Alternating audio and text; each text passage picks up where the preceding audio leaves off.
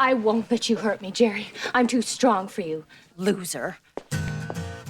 The double blow from both my career and my love life completely shattered me emotionally. But the next day, Rod, this third-string player, actually came looking for me. Rod only had 5 years left before retirement, and he wanted me to do whatever it takes to help him make big money. As an overlooked player who'd been stuck in the shadows for way too long, Rod really wanted to show the world what he could do in front of the crowds and cameras. I could see how badly he wanted success, so I used all my connections from years in the business and started taking Rod to all kinds of major events, doing everything I could to introduce him to the organizers and decision-makers. After all my careful introductions and pitches, Rod gradually started finding his confidence and finally got his chance to play. But Rod was so desperate to prove himself that he kept making mistakes on the court, and what made things worse was the team owner completely trashing him, mocking his height and calling him arrogant, saying he was like a wild horse that couldn't be tamed. If Rod kept being so stubborn and refused to change, whether he'd even get a contract was still up in the air. For a favor. I introduced you to your wife. We've spent Christmases together. Holiday cheer.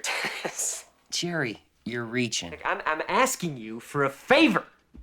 Don't do this to me. We have history, Dennis. And right then Rod was still complaining about how players with less skill than him were making way more money. I needed him to drop that arrogant attitude, because that was the only way he'd get a contract. But Rod thought that meant kissing up to people. Faced with his stubbornness and pride, I completely lost it because I was out of options. Because when dignity clashes with your interests, you simply can't survive by being stubborn. Seeing me on the verge of a breakdown, Rod actually got serious for once and solemnly promised he'd train hard. But Rod's contract situation just kept dragging on. Round after round of negotiations only led to stalemates and delays. Things were going way off track from what Jerry had expected. They only offered 3 years at $1.7 million, and Rod's wife was furious about it. She kept questioning whether Jerry was even capable of being his agent, and even made it clear that other agents had already reached out to them. You know he's broke?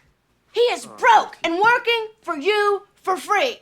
Dorothy's words really made Rod realize his own problems. Sure, he loved complaining about how unfair things were, but deep down he was loyal and valued relationships. So he made Jerry a promise that from then on he'd fully commit to his training. Before we knew it, we'd become really good friends. When Rod got yelled at by a director during a commercial shoot, I stood up for his dignity and walked away from the money. And when I talked about my complicated feelings for Dorothy and our rocky relationship, Rod would give me his most honest advice. You gotta be fair to her. A single mother, man. That's a sacred thing. You gotta have the talk. She loves you. If you don't love her, you've got to tell her.